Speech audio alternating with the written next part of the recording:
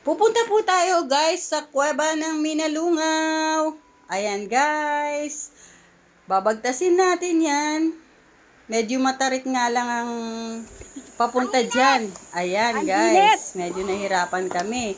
That time, masakit pa naman talaga yung tuhod ko. Parang naniniriya nga eh. Kasi sumumpong yan tuhod na yan first time. First time talaga sumakit yung tuhod ko guys. So, nagdadalawang isip talaga akong sumama dyan. Kasi nga yung tuhod ko, napakasakit talaga guys. Ayan.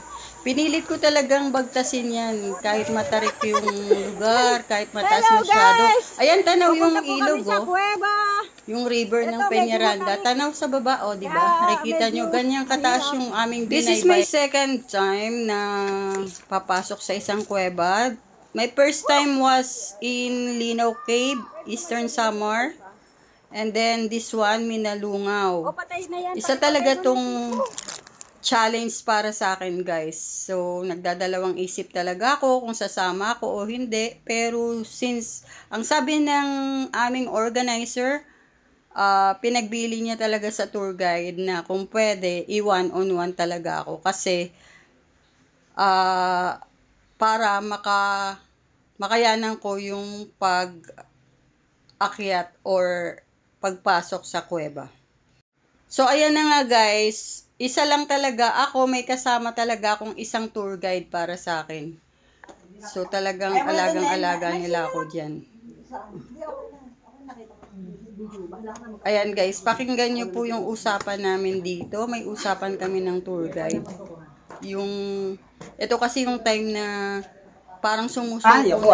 Sabi ko, hindi ko kaya. Kasi sobrang masakit yung tuhod ko. At baka hindi ko maihakbang. Ayan po guys, panoorin nyo po. Papasok na po kami sa kuweba. 13 po lahat kami pumasok dyan sa loob.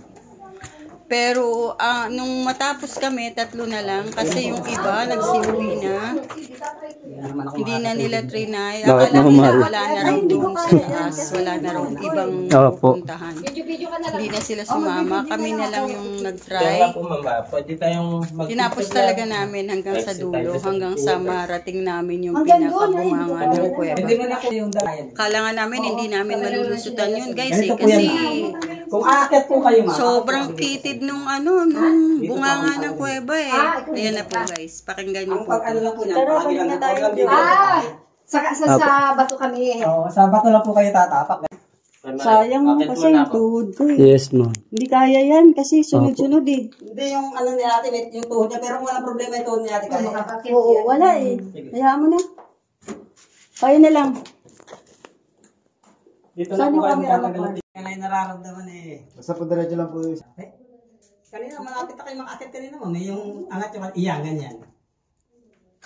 Sige po, angat. Alalay kayo dyan sa ibaba. Okay.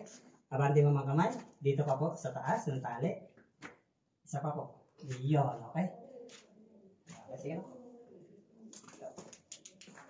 Kami bang paamon sa kabila? Iyan, dahan ako. Bilis yung makit eh.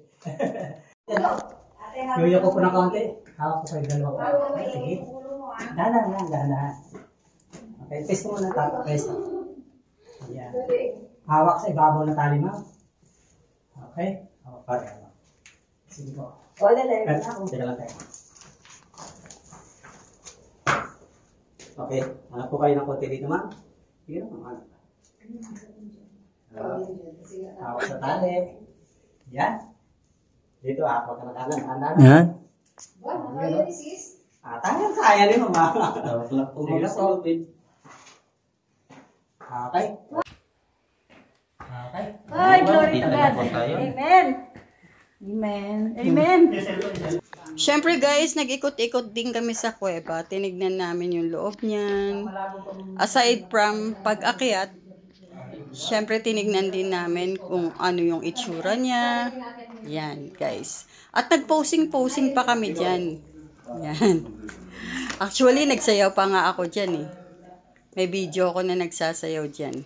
Tignan niyo po.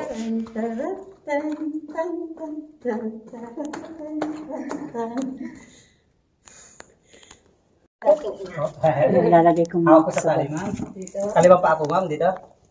Hawak po dito. Basta may alalay lang ako. Ayan, okay. Hawakan niyo po yung tali mo, may lahi niyo. Ayan. Tapos pupunta po kayo dyan. Iikot lang po kayo ganun. Ay, ang galing. Okay, solve. Di pare. Kasi ako naman. Ano po? Balance. Alalay, alalay. Hindi. Okay lang. Ayan. Kaya mo. Okay. After ng posing namin yan at sayaw-sayaw, ayan, umakyat na ulit kami guys. Ito na yung pinaka-exciting part.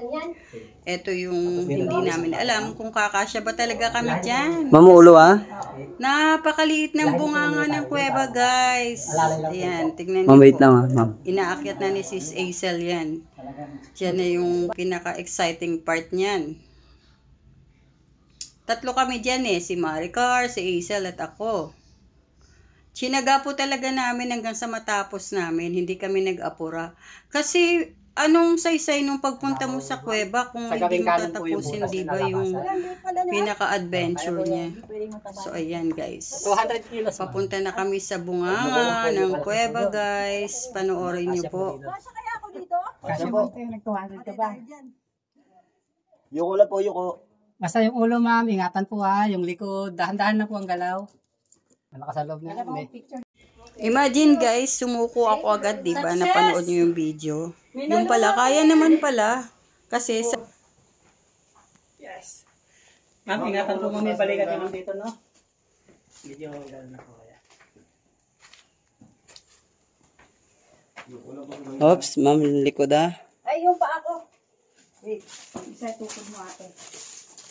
Yung pa ako, yung likod Kaliwa mo. po muna. Likod ma'am, likod. Yeah.